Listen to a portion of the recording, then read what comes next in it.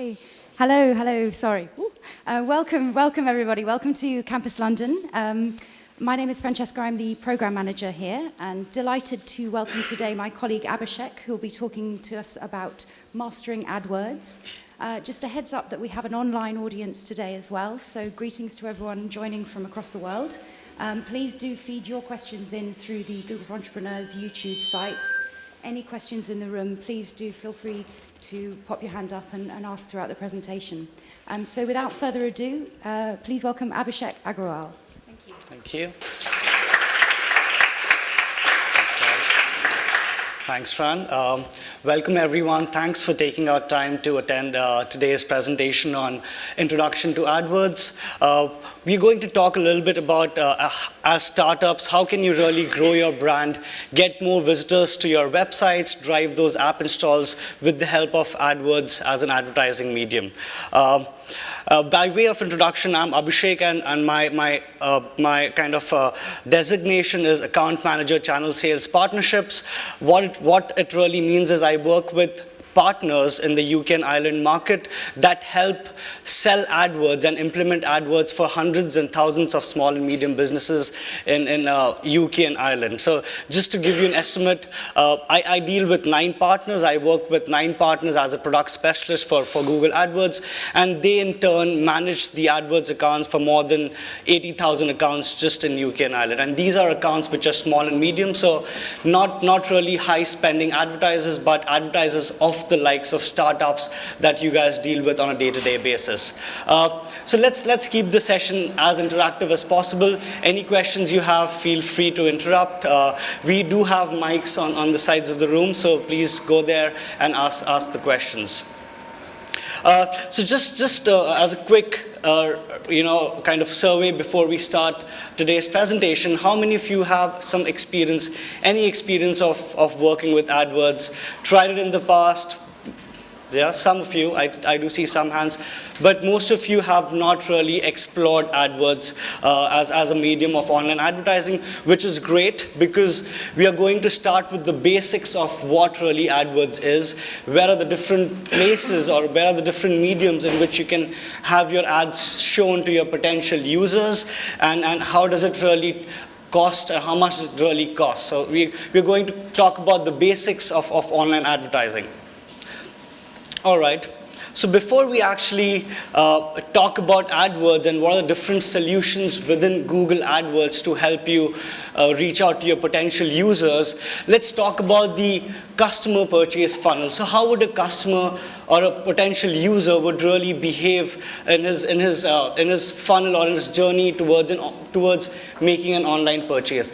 Not very different from offline buying cycle. So obviously it starts with awareness, where a potential buyer is made aware of a brand either through print advertising or through TV advertising. That's where the potential buyer is aware that a brand exists or a product exists, which would probably suit the needs of what he's looking for. Then he moves on to the consideration phase. Obviously, this is much lesser. We have more people who are brand aware, but lesser than them who actually consider buying that product that they have in mind. And then they move on to the evaluation phase, where they are still thinking, maybe comparing it to the close competitors. What is the product that they should be buying? What is the service that they should be buying? And then finally, they move on to the purchase part of the funnel, where they actually go to the store when it comes to the offline buying cycle, or they go to the specific website that they have been made aware of and make the online purchase. So that's the customer purchase funnel, starting from the top to the bottom. How as a startup or even as a big advertiser, how do you really plan to influence your potential users or your potential customers in the different phases of their buying cycle? So obviously on the top, they are still in the research phase. They're trying to understand how the market is like, what are the different competitors from which they could buy their products. So it's more of brand marketing. Would you guys agree with that? It's more of influencing and making aware of your potential buyers that your brand exists in the market and they could come to you if they want to make a purchase. So that's brand marketing, or making sure that they're aware of your brand. At the bottom, when they are more ready to buy, let's say we use the term ready to buy internally a lot, when they're ready to buy, when they have done their research on what are the different products or services available, you would really want to drive that purchase. So when the potential users are in the purchase part of the funnel, you want to make sure they see your ad at the right time, at the right moment, and that they make the purchase, or that they convert themselves into a potential customer.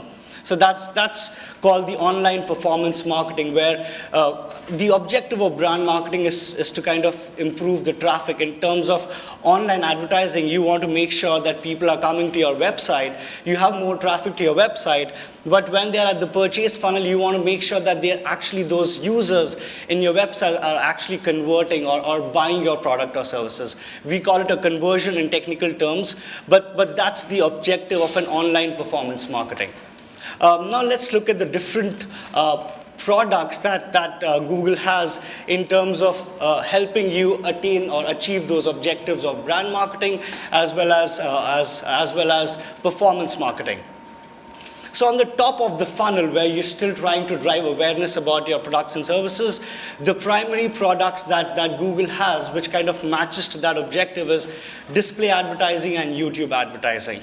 That's the primary. Of course, some brands, the bigger brands like the Coca-Colas and the Unilevers, also use search, Google search, as a medium of promoting their brand. But that's often with the large advertisers. What I deal with on a day-to-day basis, and that's my day-to-day work, is making sure that the small and medium businesses in the UK and Ireland and the startups like the ones that you deal with are able to make that conversion, are able to generate traffic, generate business from the people who are coming to their website. That's when the primary AdWords product that kind of aligns well with that objective is the search advertising and mobile advertising. Mobile has been growing in importance. You guys deal with startups, so I don't have to stress on the importance of mobile a lot. And then the secondary part is display. So some advertisers do use display advertising to promote some amount of traffic or conversions to their website and to the products and services. On the side of the funnel, which actually it fits through the entire purchase funnel, is called remarketing or retargeting. Now, just a quick show of hands. How many of you are aware of the term remarketing or retargeting when it comes to online advertising? Most of you have, quite a few of you have. So just for the ones who are not aware of this term, when you go on to a travel website, say booking.com, and you're looking for a hotel or a flight, and then you go back to New York Times, you go back to The Guardian, you go back to BBC, and you're just reading through the news. You do see that banner ad on the site for the hotel which you just searched for. Yes? No? So that's essentially retargeting, when the advertiser kind of stores your user information in their database and know that you're looking for a specific product and kind of retargets that ad to you so that you actually end up with a conversion. You might have been a user who just went to booking.com, saw the hotel that you're interested in, but never really made the booking. The advertiser knows you have shown some kind of interest, and then they'll keep retargeting you with their ads, with that customized ad, so that you actually make a conversion. So that's the entire gamut of AdWords products that are available. We're going to talk through all of them very briefly. Just remember, this is more of a basic overview of the different advertising mediums that you have through AdWords and how you can really use them to deliver the right message to your potential users. Let's start with, sure. Sorry, I have a question. Yeah. So for YouTube, the only product is pre-roll advertisements, yes? Yes. And how effective have they been? So as I said, YouTube sits at the top, so it's more of driving awareness about your brand. You might not see very good results if you're, say, a startup or a small and medium business who wants to get direct business to your website. You want to sell your products. YouTube might not be the best fit for you. You might want to start at the bottom, which is search advertising and mobile advertising, and then maybe move on to YouTube. But there, as your question goes, there are some advertisers who have seen really good success with YouTube as a medium of advertising. For example, the automobile vertical, especially in the UK and in the US, they are the ones who are the most heavy spenders on YouTube, because when you're selling something like a car, you want to make sure that the users or the buyers of your product have seen the product in and out, are aware of all the features, which is when the power of video comes into the picture. But wouldn't it be more effective if the advertisement was more integrated into the content rather than pre-rolled and skipped before you can tell which brand even paid for it? So is the that idea. a possibility, or is it something that could happen in the future? Our product development teams always is working on the user feedback that we get, and this is definitely good feedback. But the reason why we have the skip button is for a very big reason, and we actually going to talk about YouTube just in a bit. So if you can hold that question, maybe you could ask that question again if you still haven't answered it. Yep. All right. So a basic principle of any form of online advertising. You guys have all heard of the term or the abbreviation called PPC, right? How many of you have not heard of it? All right, so everyone. So it's essentially pay-per-click. What it really means is, in the world of online advertising, an advertiser only ends up paying for this online media spend when the user or the potential buyer clicks on the ad of the user. So the basic principle of Google AdWords, like any other online advertising platform, is people search on Google, they see your ad. Of course, when someone sees your ad, you do not have to pay for it. So the views are free. Unless and until, when a potential customer clicks on your ad and goes to your website, that's when Google charges you a certain amount of money. So that's the reason it's called pay-per-click advertising. So let's look at the different places where you can serve your ads, or where your potential users can see your ad through Google AdWords. Search, obviously we're all aware of search advertising, where you have the promoted listings on top of the organic listings. That's where most of the startup-like businesses, small and medium businesses, like to show their ads. That's search advertising. When someone is searching for you, you show them your ad at the right time, at the right moment. Display advertising. What about when people are not searching for you? What about that I am a potential buyer of, say, a washing machine, but I'm still in the research phase. I'm going through review websites. I'm reading through articles on which is the best washing machine to buy. I'm not yet searching on Google. So if you are a potential advertiser and you want to reach out to me, you can't do it just through search. You have to revert to other forms of advertising, and that's called display advertising. So an example of that is any website that let's say a news website that you're going through, you see those banner ads, those text ads on the top, on the right, on the left. That's display advertising. And we're going to talk about how display advertising works. How do you reach out to your users through display advertising? And then we have YouTube. As you mentioned, we have the pre-roll advertising, which you are able to skip. That's for a big reason. That's the power of choice that you're arming the potential buyers with. And then you have some other areas or placements where your ad can show up on YouTube as promoted videos on the right, on the top of the search result page. So through Google AdWords, if you take a quick look, these are the basic platforms where, as a potential advertiser, you can show your ads to your buyers. All right. Now let's start with Google search. How many of you here today, sitting in the audience, are here just to understand about how Google search works and how advertising on Google search works? Is that the primary objective of why you guys are here, or you also are keen in understanding how display works and how YouTube works? I mean, I asked this question because, as I mentioned, the hundreds and thousands of the small and medium advertisers I work with, they're primarily on AdWords because of search advertising, because that's where they can get the real business from. They do not care much about the branding, much about spreading awareness. They just want to get more customers. They just want to make more profit, make more business, and that's where Google search is the best suitable platform. So let's talk about how advertising on Google search works, how PPC works. Let's start with a quick video of how you can use your, there's no sound. Sorry guys. If it's not going to play, we can skip the video. That's absolutely fine.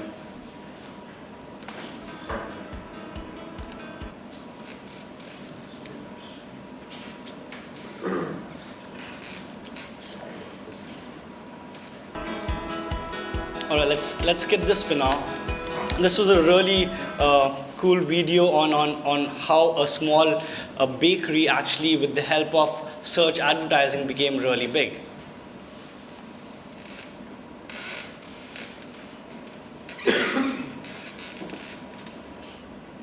Let's start with the basics, the anatomy of a Google search result page. I search for home insurance on Google.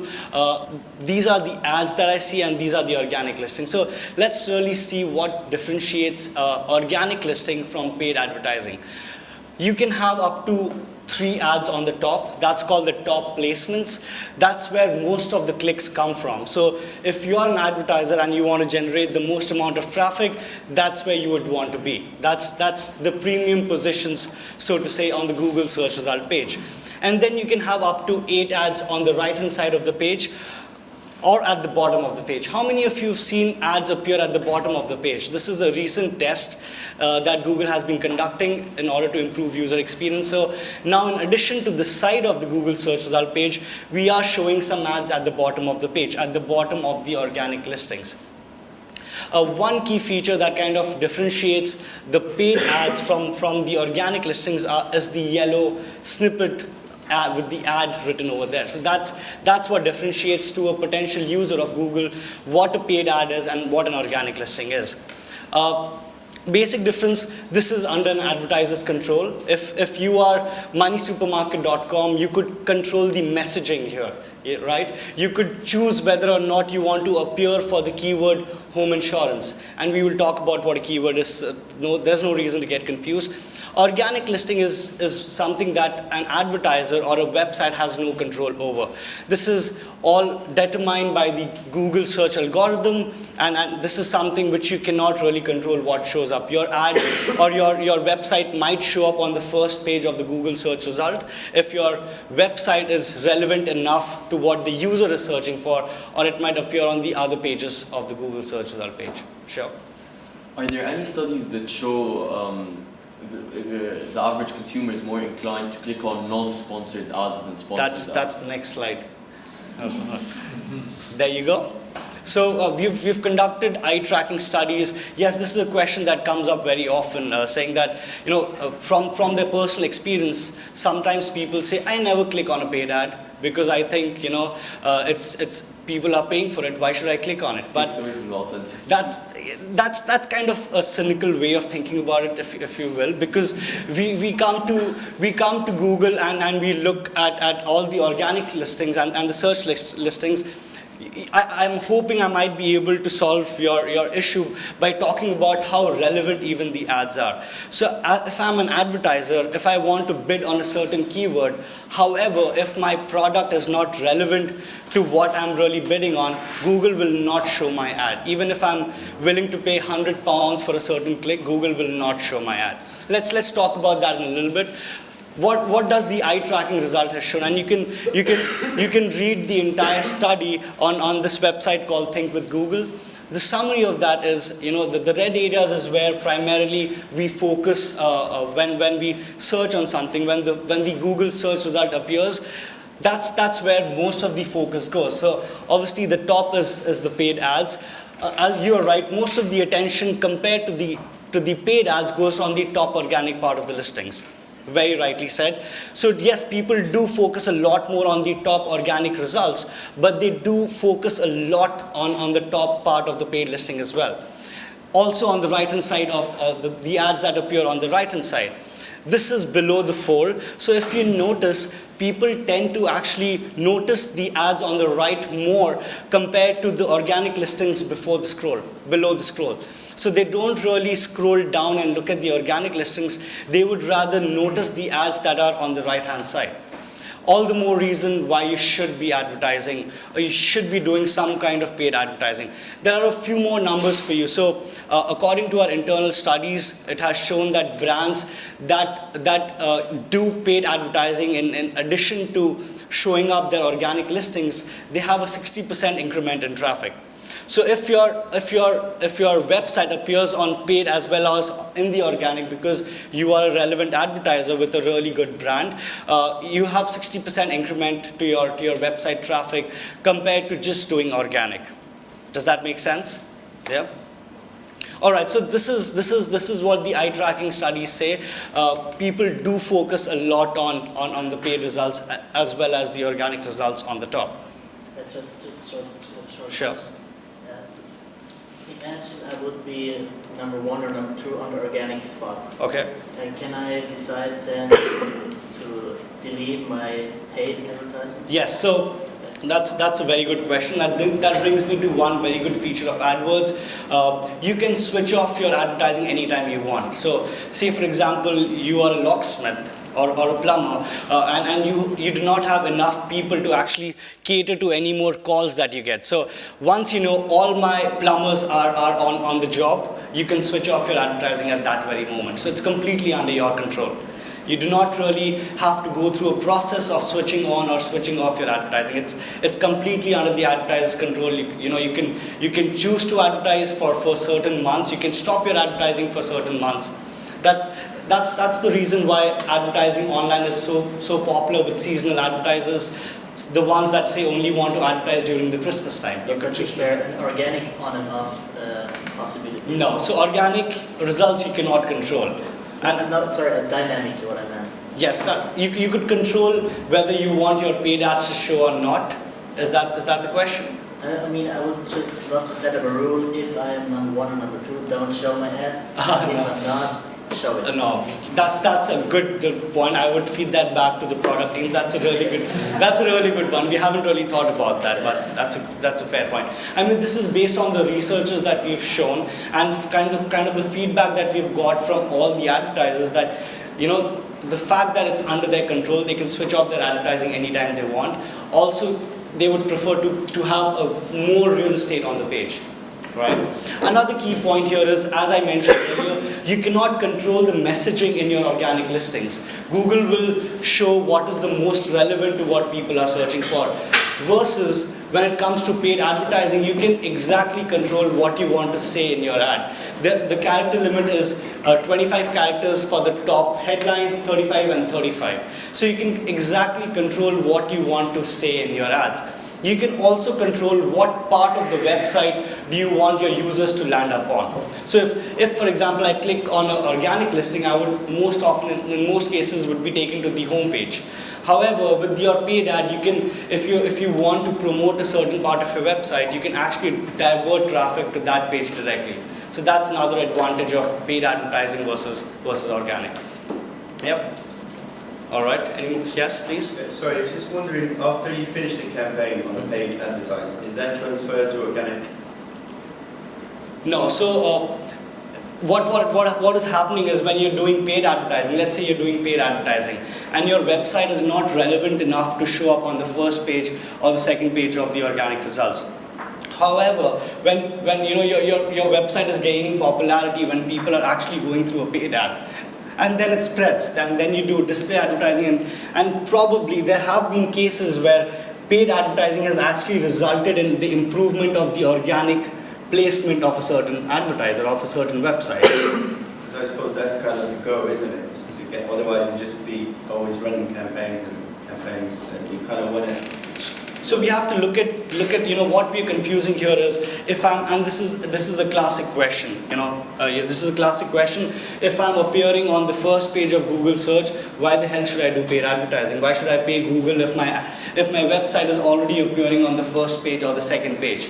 As all the reasons that I just mentioned, you could control your messaging, you could send them to a specific part of your website, you could talk about offers that you're running, certain offers that you might be running, and the eye tracking study. So these are enough reasons, and AdWords is, let's be honest, AdWords is one of the primary kind of revenue sources for Google. So people do see the value in it. People do see the value in paid advertising. Even big brands, for example, Amazon, right? You search for something like Amazon, just say Amazon in the Google search result. Obviously, Amazon.co.uk would be the first organic results, but you would also see a paid listing. Why? Because they want to ensure they have a greater real estate on the page. They want to be able to control the messaging on the top and divert traffic to a specific part of the website. So there is value in having paid advertising in addition to organic listing. Fair enough, if you are a startup with limited marketing budget, And let's just kind of accept it that AdWords doesn't work for everyone. It does cost money. It's not a free product. You have to pay for a certain click. So if you think for certain reasons that if you're okay on the first organic page, you don't have to do search advertising, it's probably a fair decision. Then you could resort to other forms, maybe display advertising or YouTube advertising, where people are not actively searching for you on the Google search result page. Does that make sense? Yeah. Yep. Yeah, I have a question. Sure. So this is a matter of like the eye tracking. So what about the click rate? Do the ads get more, do the pay ads get more click rate than the original like, organic listing, especially the right side ad? That's a good question. Organic listings obviously get more clicks. For example, the same example of Amazon. If you just compare absolute numbers, the organic listing would get more clicks than the paid ad for Amazon.co.uk. That kind of answers your question. However, for all the reasons and all the discussions we've been having so far, you should be advertising, or you should be having some paid presence in addition to the organic listing, if you will. Yep. Could there be an option like paying, but taking away the ad label, or would that take away from the integrity? No. So Google puts user experience at the top of everything else. Our revenue is important, but user experience is of most importance to us. So we want our users who come to Google across the world to be able to differentiate what is sponsored and what is not sponsored, right? Because AdWords did not exist when Google existed. It was only the organic listing. So we need to be able to differentiate between paid advertising and organic advertising. Yeah. And that doesn't stop at just the Google search result page. Even if you notice the banner ads that you see, say on BBC, you will see it's got a small watermark which says sponsored or ads by Google. So we need to make sure that users know this has been paid for, right? All right, any more questions on this? Are we all okay that paid is important in addition to organic? Maybe not for some of them. All right, so again, back to basics very quickly. How does advertising on Google search works? Advertisers, let's suppose you are an advertiser. Advertiser bids on a keyword related to their business. Say suppose I'm an advertiser selling a pair of jeans online. I'm only selling jeans on my website. What are the kind of keywords? Keyword is something that me as an advertiser can bid on. Where I'm telling Google AdWords, jeans is a product that I sell. So anyone, say in London, and I can specify the location that I want to target as well. So anyone in London who's searching for blue jeans, please show my ad. And I'm willing to pay £1. That's the bid. So it's an auction-based model, right? So what I tell the system is anyone who's searching for blue jeans in London, I'm willing to pay £1 per click. So that's the first statement. And when thinking about keywords, you can be creative. So if I'm a jeans seller, people might be searching for blue jeans, for toned jeans, for rugged jeans. So these are the kind of keywords that I need to think about. Think about what a potential buyer might be searching for to arrive at your website. So think about all the different words and variations in which people can search for you. And that's how you set a keyword and a bid along with that keyword. Now, when a user, so say suppose one of you are a user, unaware that me as an advertiser is even bidding on the term blue jeans, you actually come to Google to search for blue jeans, right? And there's a match between what you are searching for and what I am bidding on. When there's that match, the advertiser's ad appears above a list of organic search results. It can appear above or on the side depending on something called ad rank, which we will take a look in the next slide. User clicks on the ad and goes to the advertiser's website. So the ad messaging is in complete control of the advertiser. Where the potential buyer lands on his website is also controlled by the advertiser. And that's when the advertiser is charged. So the advertiser pays Google only for a click. Say for example, the potential buyer did not click on the ad. The impression is completely free of cost. So you do not have to pay for an impression. Make sense? Yep. So this is the basic, the complete basic of how online advertising works with Google and with our competitors as well. So the most expensive word pay the most. So the most common words that are Yes, very rightly said. So keywords which are more common, which have a lot of people are searching for, say, second-hand Toyota cars, right? So a lot of people are searching for it. There are a lot of sellers available in the market who are selling used Toyota cars. So there'll be huge competition. The prices will be higher. So, How much is the highest thing you can think of that they? you would be surprised. So I'm not sure about the UK number, but in the US there is this keyword called mesothelioma.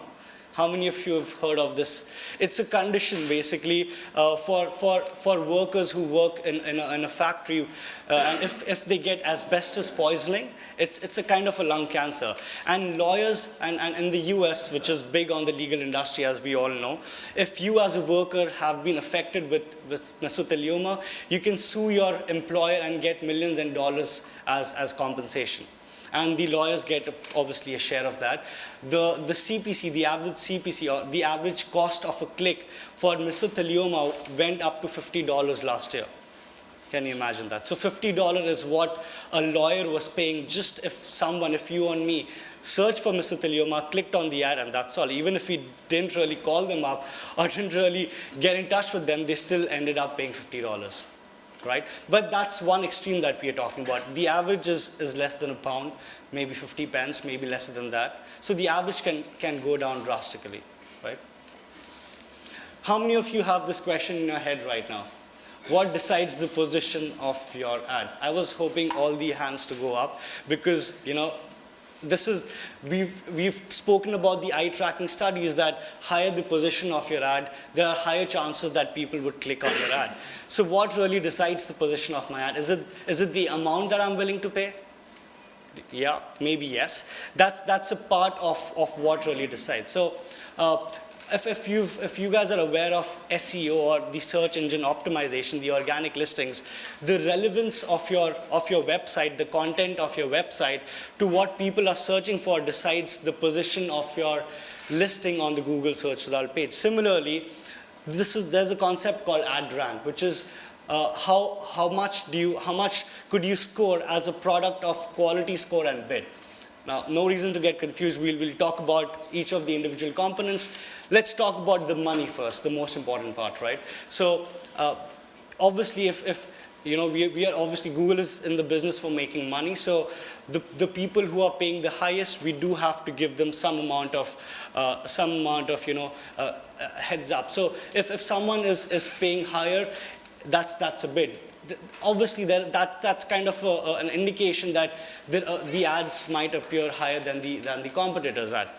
However, the majority of kind of the ad rank. So let's say if your ad rank is if there are 7 advertisers competing for a single keyword, the ones with the highest ad rank will appear on the top, followed by the second highest, the third highest, and the fourth highest would go on the right or on the bottom. So higher the ad rank, higher your placement on the Google search result page. We spoke about bid. So the higher that you're willing to pay, it kind of affects your position in a positive way. There is a huge component of quality score. How many of you have heard of quality score? It's the most mysterious metric in AdWords, and it's been much debated. It's a hot topic. So just one person. I mean, if we left it only to bid, the large companies, the ones that are willing to pay the highest, would obviously dominate the top of the Google search result page. That doesn't really tie in well with Google's objective of good user experience. So we introduced the concept of quality score. So ad rank is a product of bid, which is the amount that you're willing to pay for a certain click, and the quality score. What is quality score? Let's see what quality score is. So quality score is a mix of 3 different things. And for the ones who have kind of tried their hand on AdWords, quality score is a metric between 1 to 10. That is assigned for every keyword that you want your ad to show up for. Make sense? Guys, I want to make sure that you're understanding this is the most important part of search advertising. So ad rank decides your position on the Google search result page. Ad rank is a combination of the amount that you're willing to pay and the quality score. Quality score in turn is made up of 3 different things. Let's talk through that. Click-through rate. Now this is a very AdWords specific kind of a term. Click-through rate is nothing but what are the chances people would click on your ad. So let's say your ad appeared on Google search result page 100 times, and if people clicked on it 10 times out of the 100, your click-through rate is 10%. So click-through rate is nothing but the number of times you were clicked on out of the total number of times your ad appeared, right? So let's assume if someone has a click-through rate of 20%, which means that his ad had a higher quality, had higher relevance to what people were searching for, compared to someone who had a click-through rate of, say, 1%, right? Because it's kind of obvious more people were clicking on it for a certain reason. Yes? If you had an app out and you got lucky, clicked on something and actually something that's a massive increase in searches for your ad, Right. how would that affect the quality score and this equation that needs to happen? So the number of searches don't really affect the number of times you were clicked upon, right? Let's assume the keyword iPhone, right? Because when there's an iPhone launched, obviously the demand and the number of people who are searching for iPhone 6 goes up drastically. Say an advertiser is bidding on the term iPhone 6. Say I'm selling iPhone accessories, right? So when there's a new iPhone launch, I want to capture that increase in market share and want to sell my product as much as possible. You also have to keep in mind there are other advertisers who are thinking on the same lines, right? So obviously the competition goes up, the cost per click goes up, and the auction becomes much more competitive. So that doesn't really affect the quality score one bit. What really affects the quality score is how many times people clicked on your ad after seeing it, which is a proponent of how well you've written your ads, what is the quality of your ads, and how aware are people of your brand, right? So that's click-through rate. The other one is the relevancy. How relevant is the ad that you're showing? You know, each word in the ad text is analyzed. How relevant is what you are saying or your message in your ad to what people are searching for? So that's relevancy. The last and one of the most important components is landing page. So if you have a very good click-through rate, if your ad is very, very relevant, and that's what the user sees before he clicks on the ad, right? So if you have everything spot on, but your website is, let's say, quite bad, Google will penalize you for that, and you should be penalized, and Google will penalize you for that. So in addition to having a good click-through rate, good relevancy, you need to have an absolutely good landing page. We have this kind of abbreviation called ROTN, R-O-T-N. That's how we communicate what are the best practices for having a good landing page. R stands for relevant, so you should have content on your website which is relevant to what you're offering or what people are searching for. O stands for original. So if you've kind of copied stuff from your competitor's website and pasted it on yours, Google will find that out, right? Google has crawlers, it will find that out, and you will be penalized for that. So the content needs to be original. T stands for transparent. So if you're trying to capture user information, if you're asking for the credit card information, or if you're asking for the phone number or the address, your transaction needs to be transparent. So you need to make sure you're telling your user who's on your website all the kind of information that you're capturing, and that ties in well with the recent European laws that have been passed in terms of the cookie declaration. You guys are all aware of that, right?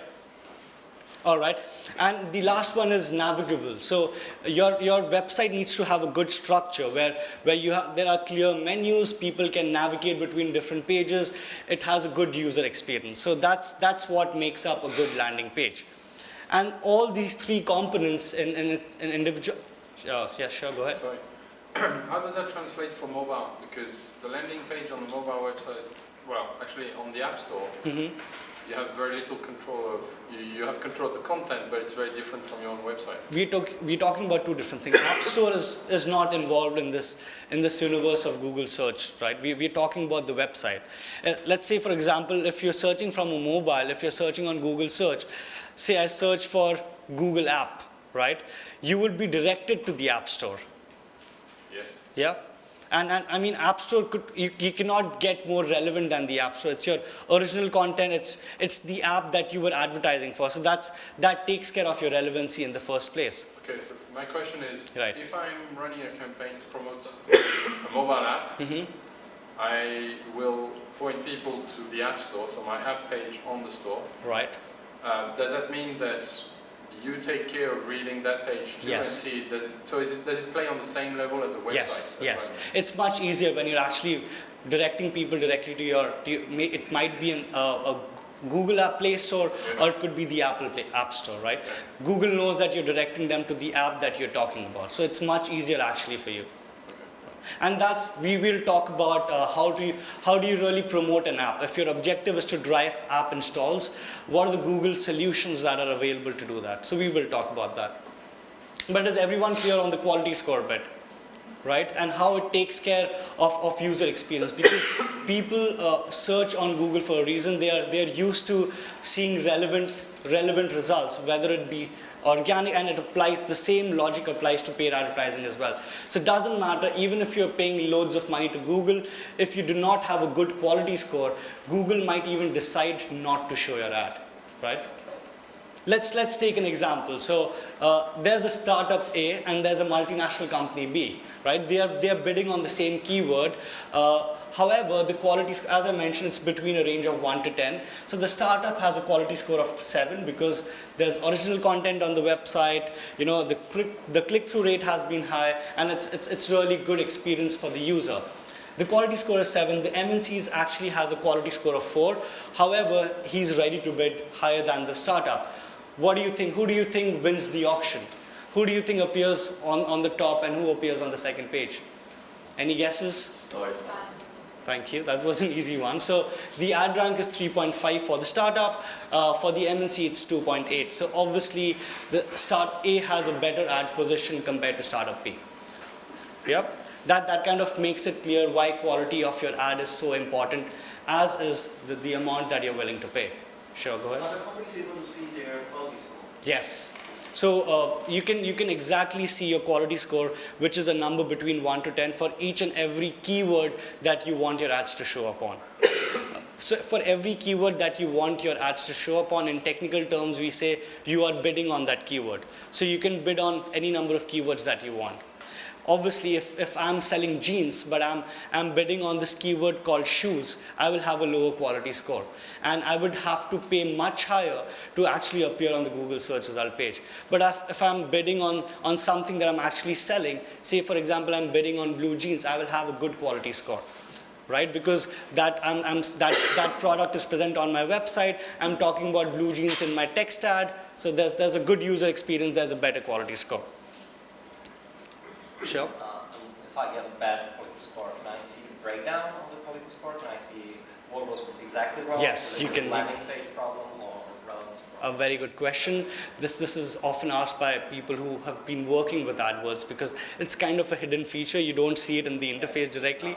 Yeah, it's kind of next to the number, there's a bubble. So if you hover your mouse over the bubble, it tells you how are you doing in terms of relevance, how are you doing in terms of landing page quality, and how are you doing in terms of click-through rate. So you can diagnose and actually fix the problem that is causing your quality score to be low.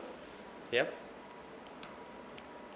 All right, it's worth mentioning what search partners are. So we spoke a lot about ads showing up on the Google search result page. We do have certain companies or certain websites that Google has partnered with.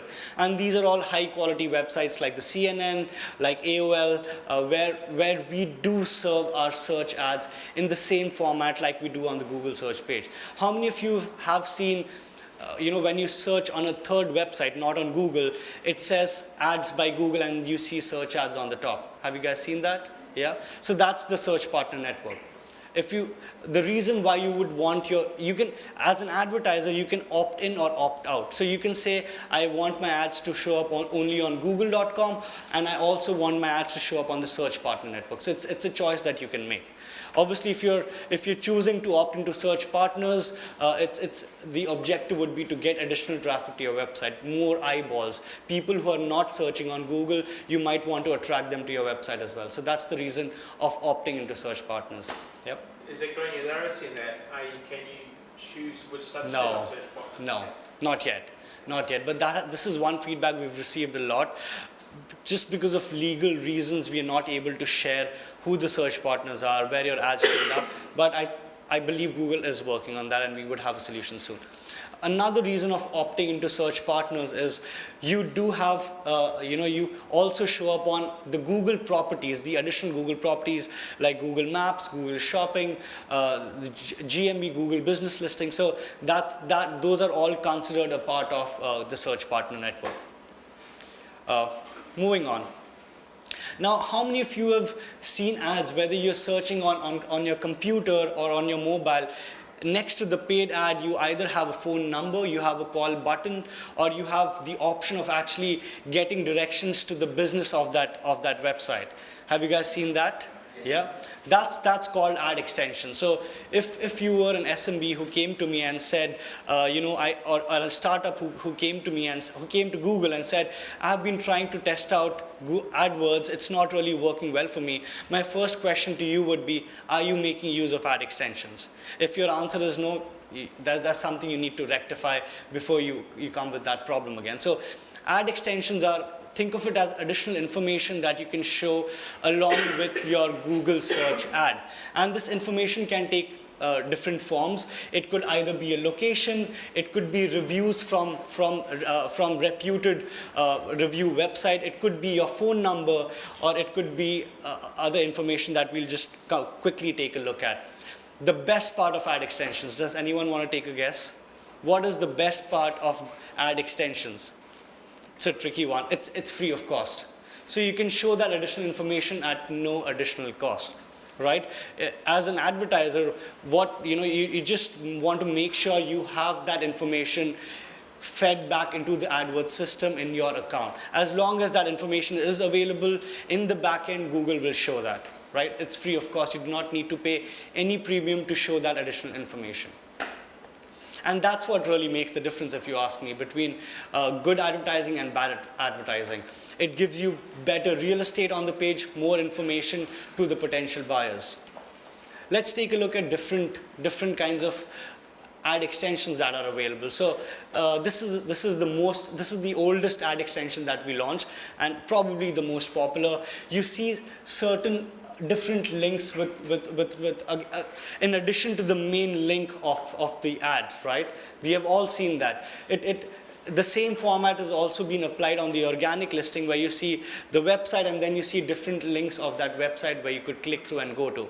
Similarly, so if you are a website and you want the users to choose where they want to land on your website, whether they want to go to the contact you page, whether they want to go to the reservations page, you could control that. You could provide that option to the potential users by using site links.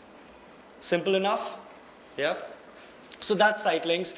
In terms of, we spoke about click-through rate. Click-through rate is a metric which determines the chances that people would click on your ad. If you use an ad using site links versus not using site links, we see a difference in performance of 10 to 20%. So reason enough to actually have site links in the AdWords system so that we can serve that along with your text ad.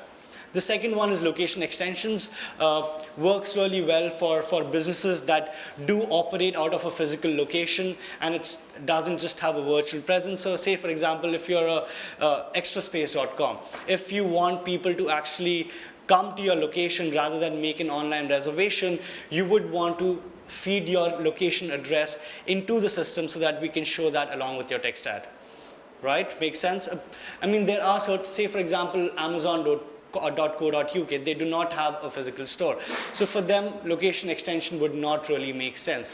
But for a garage owner, say a garage owner operating in London, you can't really get your servicing done just through the internet. So you would want your potential customers to find you and come to your store. That's when you use location extensions.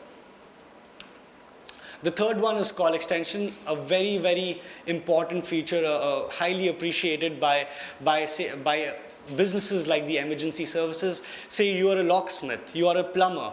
You do not, if you are someone you've lost your keys, you're looking for a locksmith, you wouldn't really have the patience of clicking through the website, kind of contacting them through the website. If you had the call button, you would obviously use that. So that's the power of call extension, where you can show your phone number along with your text ad. And if that ad is being served on a mobile device, you can directly have the call option. If it's showing on a device that is not capable of making calls, the phone number will be displayed along with your ad, so that they can dial the number and they can get through to you. So that's call extensions. Call out extension is a simple one. Think of it as an extra line of text ad that Google allows. So if, as I said, the character limit is 25, 35, 35, if for some reason you want to speak about or call out certain other features of your business, of your product that you were not able to fit into your text ad, this is a good way to do that. So as the name suggests, call out is an extension which allows you to call out certain unique features of your business. For example, 24/7 delivery, price matching, free shipping. These are things that you would want to call out immediately from your text ad, and this extension is the best way to do it. So that was about search advertising. Very quickly, and this is a question that I'm guessing most of you have in your mind. What is the value proposition of Google AdWords, and especially search advertising? Yep, please. So is the extension only applicable for when you pay for ads? Or, I mean, if you are using the organic search, does the extension show? No, so ad extension only applies to paid ads. So if you're not paying for your advertising, have you ever seen a phone number appear on the organic listing? No, right? You have to click through to the website, find the phone number, and then call the business. So for all the ones who ask the question, why paid advertising, this is another reason, ad extensions. You cannot have them with organic listings. Yep. So they are totally configurable when you pay for your ad. I mean, just like the phone number. Is that Google will automatically search which phone number is most relevant and show it? No. Or you can configure You can configure it. You can specify what number do you want people to reach you on. So you can configure that.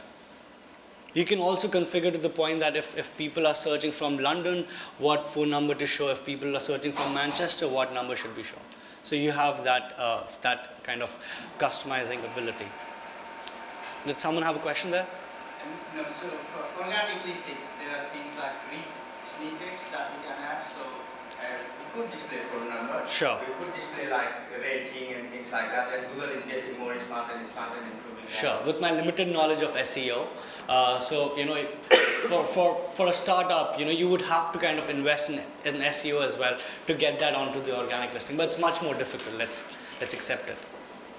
So the value proposition, three words: reach, relevancy, and return on investment. Let's see what it really means. Google is the #1 website in the world. So obviously, higher the traffic, higher the number of people searching on Google, that kind of translates into the higher number of people you can reach out to as a business. So you would want to be where people are searching for. So that's the reason to be on paid advertising.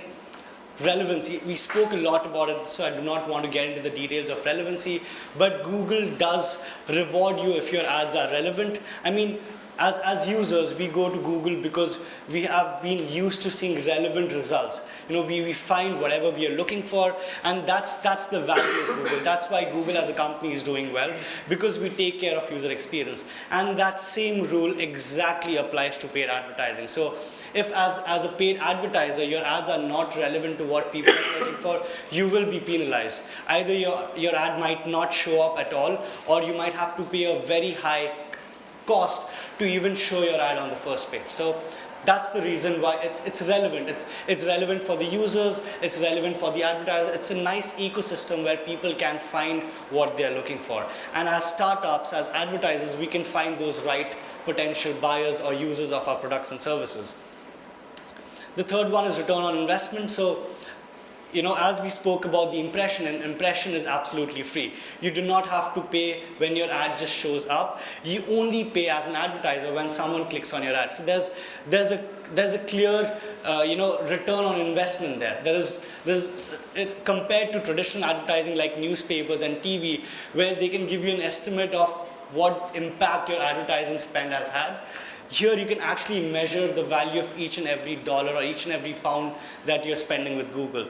And we have live dashboards. So if you've ever seen an AdWords interface, there are live dashboards that tell you exact number of impressions, exact number of clicks, the exact cost, and you can see that for a certain time range. It's real time. So it's measurable, it's a clear return on investment that you do not often get with other forms of advertising. It does apply to Google, it does apply to other players who do offer online advertising. So return on investment is one of the key features that differentiates online advertising from traditional or offline advertising with Google and with the other competitors. So in addition to that, as I said, you can specify the bid that you want to pay for a certain keyword. So that's under your control. You can also control how much money you're willing to spend on a daily basis. So as an advertiser, if I choose to say, if I tell AdWords, I only have £10 per day to spend, I specify that £10 amount, and once that £10 is over, my ads stop showing up. If you're a bigger advertiser, you could say I have £100 to spend per day. So that's a budget that we call it a daily budget, and you can set that in the Google AdWords interface. That's the value. So John Wanamaker, who is called the pioneer of marketing, he said, half the money I spend on advertising is wasted. The trouble is I do not know which half of it. Thankfully, with AdWords, we do not have the problem. You can exactly see what is working for you, what is not working for you. You can choose to pause your campaigns. You can choose to run your campaigns. You can choose to exclude certain regions which are not converting well. Say, for example, I'm an e-commerce shop. I offer my products, or I ship to the entire UK. However, after 1 month of kind of advertising with Google, I find out that Manchester as a city is not working well for me. The people there just don't like to buy my products. So what I do, I make an informed decisions. I look at the live dashboards, and it's very, very user-friendly. So it's very hands-on. I would recommend you guys to maybe test it out. It's very, very easy, the interface. I see that Manchester is not performing well. I can exclude Manchester from showing my ads. So I will choose to not show my ads if anyone is searching from that region. That's the power of online advertising. And any questions on that, guys? That brings us towards the end of search advertising. Any questions on search? Yes? Do you have different prices for the bids on different times of day and different locations? Yes, that's bid adjustments, we call it. I mean, I do not want to get into the details of how you can change your bids by location, by device, by time. So if you brought that up, let me just give you a very quick overview. So we have a feature called bid adjustments, where I say I want to bid £1 on blue jeans. So as an advertiser, I'm telling AdWords that for people who are searching for blue jeans, I would pay £1. But then again, I find out that people in London are converting well, are buying my products more often than the rest of the country. So I can set a bid adjustment of 20% for London, where if anyone is searching from London, that £1 becomes 1.2. So that's bid adjustment. And you can do that for different times of the day, different devices, different days of the week. You have all the customizations available. All right, yes? So far, we were talking about pay-per-click. Are there some other options like pay-per-conversions or something like this, or do you have something? Yes. To do that, like placing a pixel on my order page, yes. letting you know that the customer will click the ad and convert it. Yes. So you do have more advanced forms of bidding. Pay-per conversion is one of them. It's not exactly pay-per conversion. I mean, you cannot really tell Google that I will only pay you the money if people convert. I mean, you could have a really bad website, really poor website. That's not Google's problem.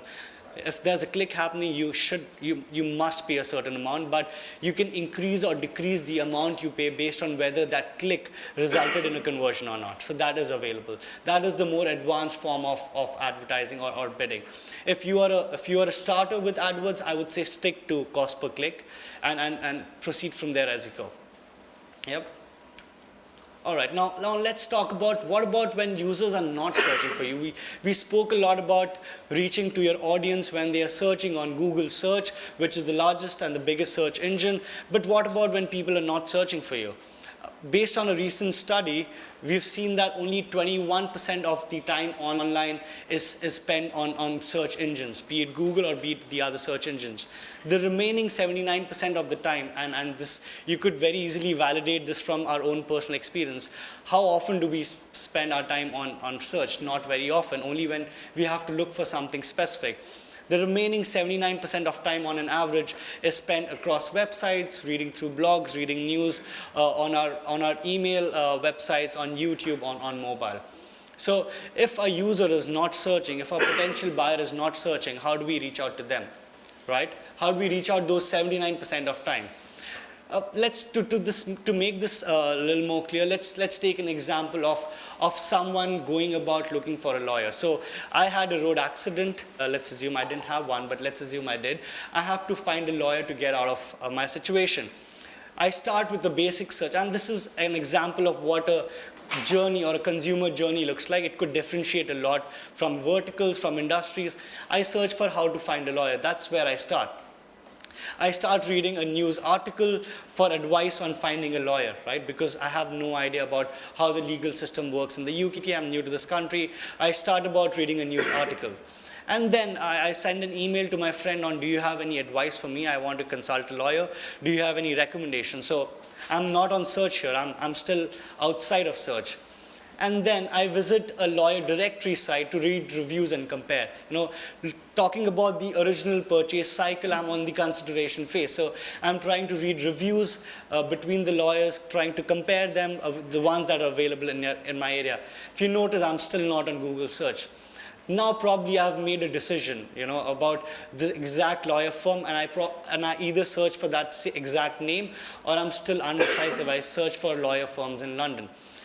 I visit a specific law firm site, which is the landing page, which is what we spoke about, and then we convert. Conversion could either be calling them up or submitting my information on the site so that the lawyer can reach out to me, or vice versa. If you look at this example of the consumer journey, search has only been involved in 2 occasions out of the entire landscape. So how do you reach out to the news article reader, to the ones who's reading the email on the lawyer directory side? The answer is Google Display Network. That's Google Display Network. Now, what really is a Google Display Network? I had a video to show, which would make, can we still show the video or no?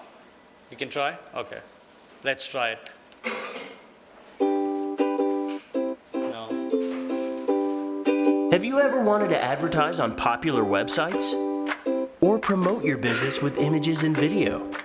You can with the Google Display Network. The Display Network is a collection of more than 1 million websites, smartphone apps, videos, blogs, and other online destinations that show AdWords ads, giving you the opportunity to reach more than 80% of all internet users worldwide in more than 30 languages and 100 countries. Or someone with very specific tastes and interests. Let's take a look at how a typical business uses the Display Network. Ted has created an image ad that shows off the tour packages he sells. Ted already advertises on the Google Search Network, so he uses his Search Network keyword list to get his ads up and running on the Display Network. AdWords matches Ted's ad to Display Network web pages based on his keyword list and other factors. This means that Ted's ad can show up on travel websites and on forums discussing cool places to go hiking. There is another way to manage your ads on the Display Network: Topics. With Topics, you can pick and choose specific themes of web pages on the Display Network where you want your ads to show. Ted uses Topics to target travel and hiking themed web pages.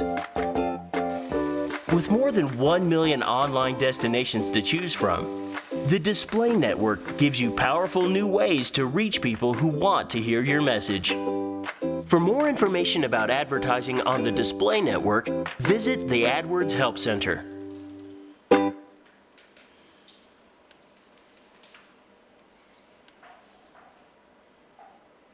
All right, so Does it make it clear what Google Display Network? It actually makes my job easy because I don't have to explain to you guys what the display network is. But think of display network as a collection of websites, and these are websites, we call them publishers internally, that Google has partnered with, where we say if you show the ads because we think you are a high quality website, certain advertisers would like to show their ads on your website, why don't you partner with us? And we have close to 2 million partners which make up the Google Display Network.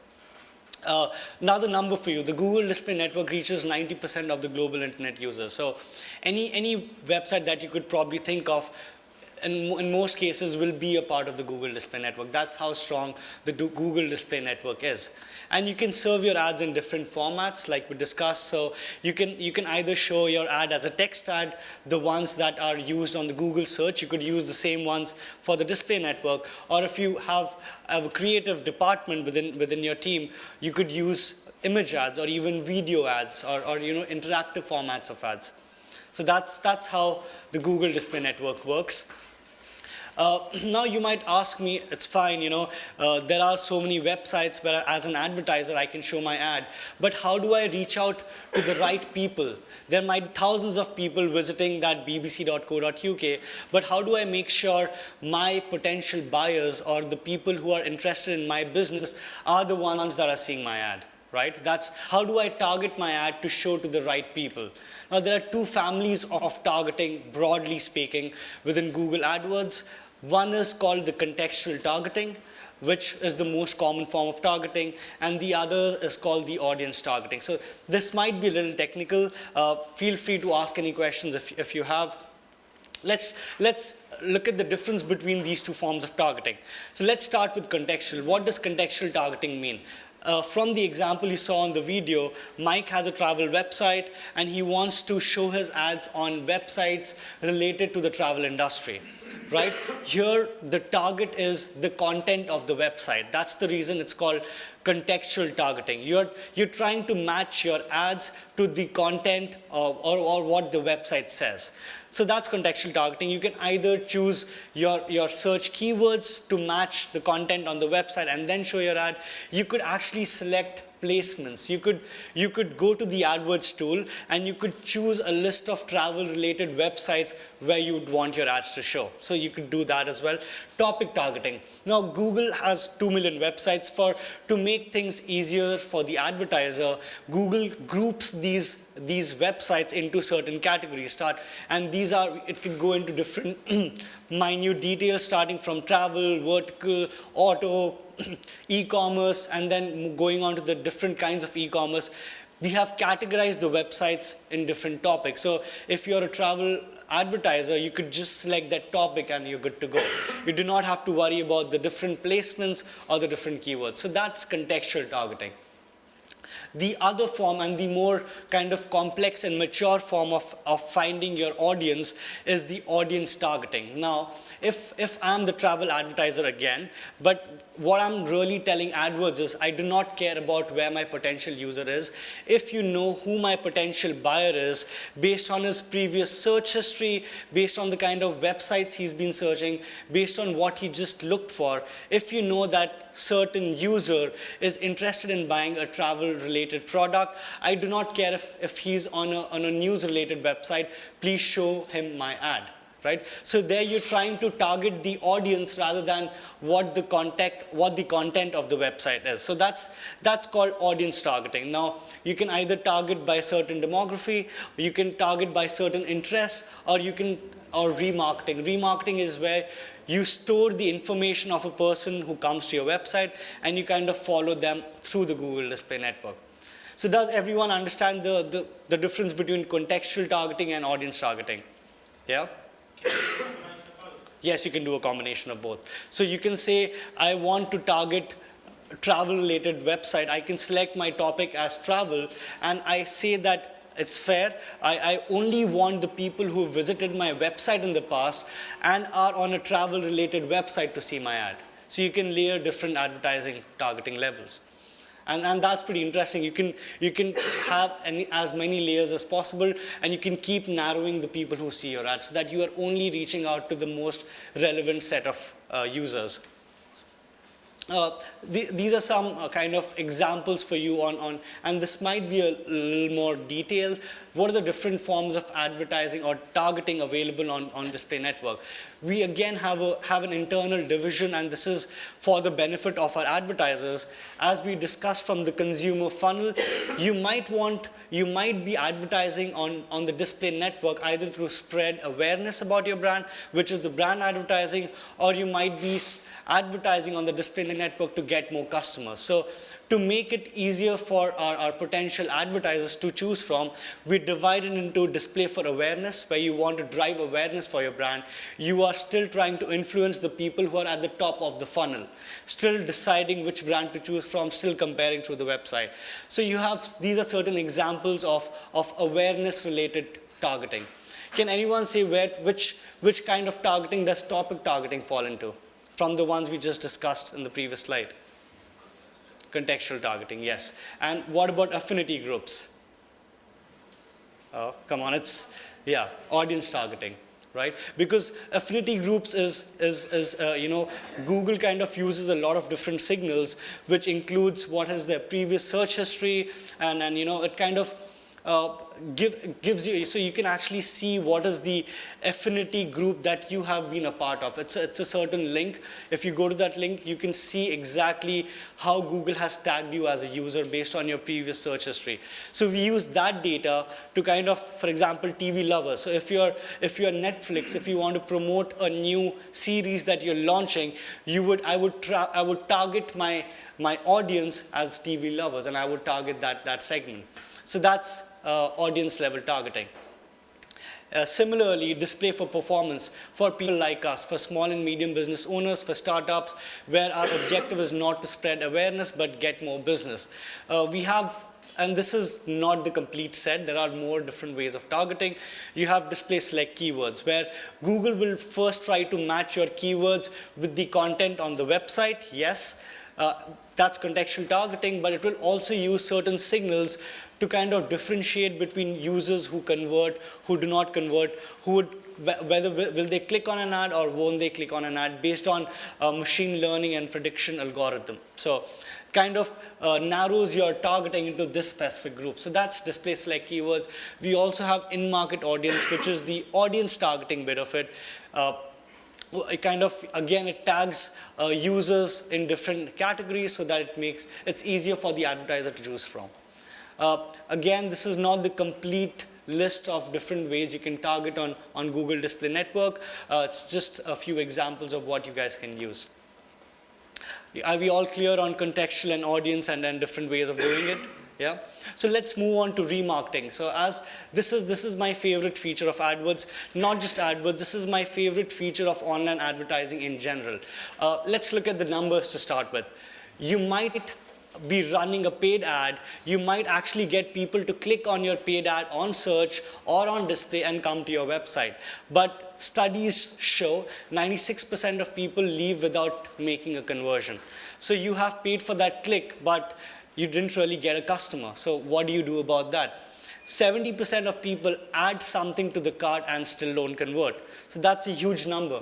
You're just wasting a lot of money getting people to your website. They add products to your shopping cart, but they're not converting. What do you do with that? Again, 49% typically visit 2 or 4 sites before purchasing. So as consumers, we definitely refer to multiple websites for the same product before actually making a purchase decision. So what do you do about such problems? The answer to that is remarketing or retargeting. An example we just mentioned, for example, you search for something on booking.com, you search for hotels in Venice, you look through the list of hotels, but you don't make a booking. Because, by the use of the cookie system, booking.com knows that you as a user is looking for hotels in Venice. So with the power of that cookie, they can follow you across the display network. And as booking.com, if you're on BBC, if you're on Times Now, I can really follow you and say, please show my ad to that user.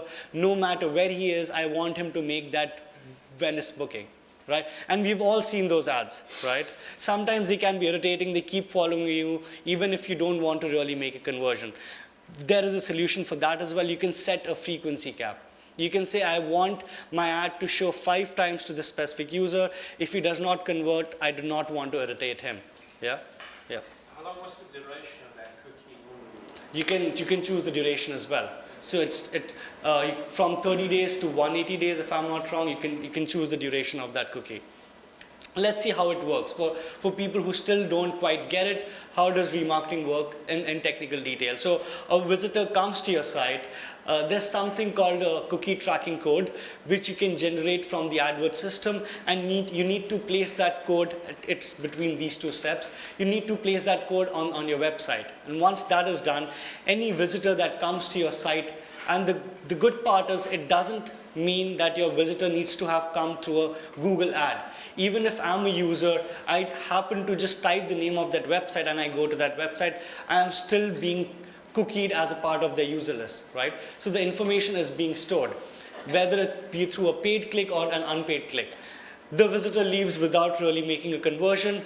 You follow that audience. This is a classic example of audience targeting, where you do not care where your user is. If you're selling a travel-related website, and even if they're on a finance, the content of the website is about finance, you can still target them through your ad. This is a classic example of remarketing or retargeting. And as Google, we definitely recommend for advertisers who are doing paid advertising or paid search or paid display, we definitely recommend that they should do some kind of retargeting to save the money that they have already spent on digital marketing, right? They've already spent that money through that clicks. How do you get that conversion back? It's through retargeting. Clear? Everyone's clear on that? So again, value proposition of the display network, 79% of time is spent outside of search. How do you reach out to them?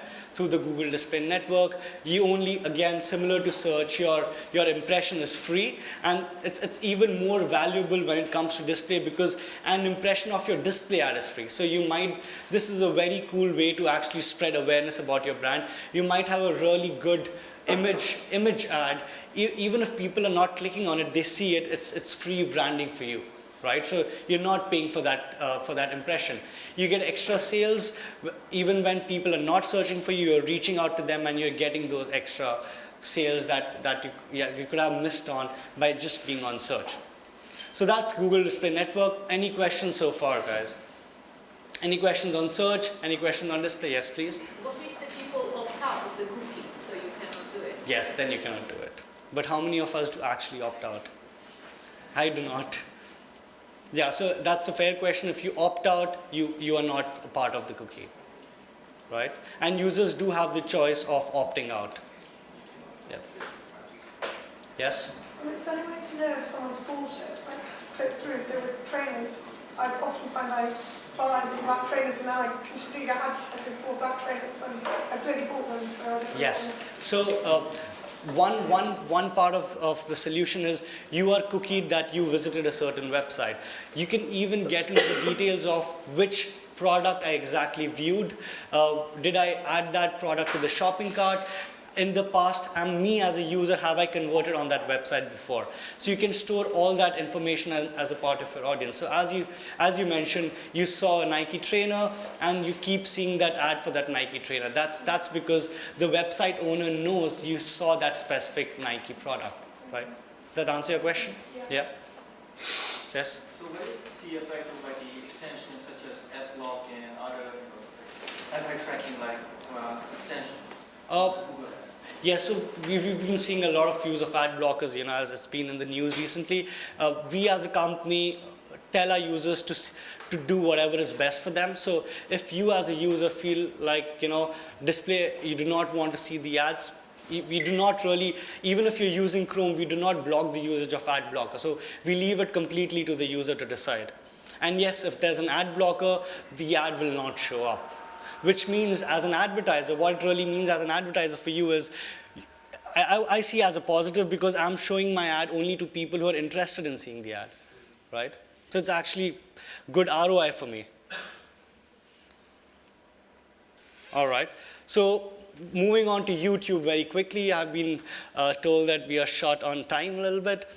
YouTube is classically used for brand advertising, as you mentioned at the start of the presentation. YouTube is not often used by people who want to drive businesses. It's not often used by people who want users to buy their products. So let's look at the number there. Google just conducted a recent study which says 20% of the total population that you target through brand advertising, only 20% of them make up 80% of the sales. I'll repeat that again. So according to that result, if you're targeting 100 people, out of them 20 make up 80% of the sales that you have. The problem is, how do you find out who that 20% is? Say if you're running a brand advertising campaign on TV, how do we do it? We know for a fact that 80 out of 100 who will see that ad will not really take any action, right? Can we do something about that? No. So in traditional form of advertising, and this has been kind of the accepted norm, you target the mass and you accept that mass wastage, right? So if you want to target that 20%, you target 100 and you accept that 80% of my advertising cost is going for a toss. There's nothing that is going to come out of it. With TrueView, that's the power of YouTube. You arm the users or people who are viewing the ad with the power of choice. So they can choose or not to interact with the ad. And that brings us to the option of having to skip the ad. With TrueView, if you're targeting, what you could do is, the targeting works in a similar way like the Google Display Network. So you can target a certain audience, you can target by context, the kind of video or the kind of users. However, you have the power of skipping the ad. As a user, you only pay for a TrueView. TrueView is the technical term for YouTube advertising.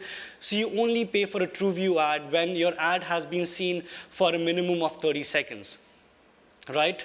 So if my ad is running and someone skips it before 30 seconds, I know for a fact that that user would have never been interested in my brand. So Google is not charging you for that view. Only if someone views your ad for more than 30 seconds or to the complete length of, if say your ad is 25 seconds long, then obviously it's less than 30 seconds. That's only when you're charged for an impression. Does that sound cool? Did you guys know about this? No? Yeah. But wouldn't you agree that some of the best advertising YouTube has done for companies, they haven't charged those companies for them? Do you get what I'm saying? They haven't charged the companies, you No, said? because the best advertising YouTube does is not the pre-roll ads. It's the advertising within the content itself. So the advertisement within the video you're actually watching, which YouTube doesn't charge for. Do you get where I'm coming from? Right, if you have so a good... YouTube underutilized? I would say it's overutilized, right? For example, I remember this very cool, if you guys haven't seen that, you guys should see it, Honda Type R. When they launched the car, there was a YouTube video where you could interact with the video. So that was a classic. The video was really, really good. They were not promoting it through any paid channels. It was just a YouTube video which they uploaded on YouTube, which means that they are promoting their brand without having to pay for it. That's the power of YouTube. No, I'm saying for YouTube itself, it's not making the money it could make. Let me explain. But talking about a competitor. Okay. For example, everyone here knows the IO Hawk, the thing on two wheels that people ride, and how popular has it become? You all know what it is. Have you ever seen an advertisement for it, a pre-roll YouTube ad, advertisement for it on Google? No. Where has it been primarily advertised? In Instagram posts by celebrities within the content. Instagram didn't make any money off of people using Instagram to advertise. So let's think about what's the implication of that to YouTube. I mean, if you're able to do that without spending any money, that's kind of a good strategy for you as a company. If you're able to get celebrities to post something on Instagram or on YouTube or on Facebook about your product, that speaks amounts about your company's marketing team, right? Yeah, but can't YouTube then make money off of that? So instead But it's not all about making money, right? We are making money through the paid ads. We are also making the most expensive ad spot of Google is the YouTube homepage banner. If you go to the youtube.com, you've seen that banner on the top, which that's reserved by. That's hundreds and thousands of dollars that big companies pay just to get that spot. So, I mean, we are making money different ways. We don't have to necessarily make money at the expense of user experience, right? I think Anyway. just to add to that point, Google, YouTube actually pays content creators as well. Thank you. Yeah. So it actually reverses the table. But pays content of creators course, to but display ads on there. it would be so much profitable. It would be so much more profitable for everyone else if it was done the other way around. Because then the people who are actually posting the content would make more money actually of the people paying them to. All right, let's probably take this separately. We are running short on time. Sorry about that. I would like to have a chat with you right after the session. So very quickly, now comparing YouTube advertising or TrueView advertising again to traditional advertising, that's where most of the branding dollars are spent. Even in today's world, only a small percentage of the branding money is spent online. Most of it is still on TV, in newspapers, on hoardings. Compared to TV advertising, and this is based on a recent study commissioned by Google, a dollar spent on TV, the return that you get is 7 times higher on YouTube compared to advertising on TV. So an example of the smartphone vertical, all the advertising that happens on TV, on YouTube, for all the smartphone companies, the return on ad spend on TV was 3.17. It was 4.40 on TrueView. So that's the power of TrueView advertising, where users have a choice whether or not to interact with you as a brand. I'll just rush through the slides very quickly if you don't mind, in short of time. So how does YouTube advertising work? You create an eye-catching ad to tell a richer story. So you create a good video. That's at the base of a successful YouTube campaign. You choose targeting to reach the right person at the right time. The similar targeting methods that we just discussed with regards to Google Display Network. You only pay when someone chooses to engage. The most powerful part of YouTube advertising. You only pay when someone watches the video for up to 30 seconds. And you measure your impact and optimize similar to all the other advertising, whether it be search, display. You have real-time updates on your performance. You can make an informed decision whether or not you want to go with it, you want to stop advertising on it, or whatever you want to do. To end, I have another video which we could play if you guys are interested. Are you guys? Yeah? All right. Most people are visual learners, and they can pick something up in video and then rewind it as many times as they need to really get the technique. So video is really ideal for knitting lessons.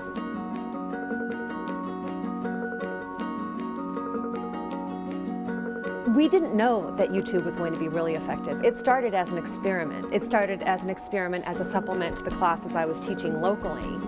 We put together the first tutorial that we did, which is a basic Learn to Knit Socks video. And I didn't know what to expect, but it started getting a lot of views. And so that's what we built on. There are people with great knitting videos out on YouTube who aren't designers. And there are designers who make great patterns, but not video tutorials. So there are very few people that are doing what we're doing. When we put a video together, it starts with an idea that I have for a pattern that I want to create. These designs have a combination of things that will make it a good lesson for people. It'll be something they want to knit, and they'll learn a lot from it. There is definitely a correlation between video views and pattern sales. Our highest viewed video is the pattern that has consistently sold the best over the past couple of years. We publish every week. Rain or shine, nothing can stop us. We publish every week. And it's really important. We've found that that's one of the main things that keeps us at the top of search results. I still teach classes locally, and my classes oftentimes have people in there who've never met me in person but feel like they already know me because they've been watching my videos, or they show up at the class because they want to take a class from Stacey Perry. YouTube has allowed me to go from this tiny local audience to this much bigger worldwide audience, and now teaching knitting in video is what I do full-time.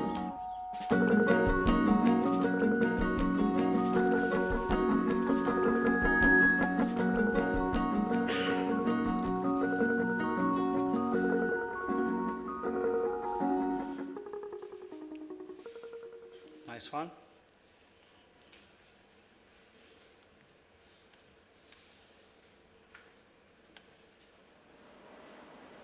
All right, moving on. So let's just talk a few kind of metrics with regards to YouTube advertising.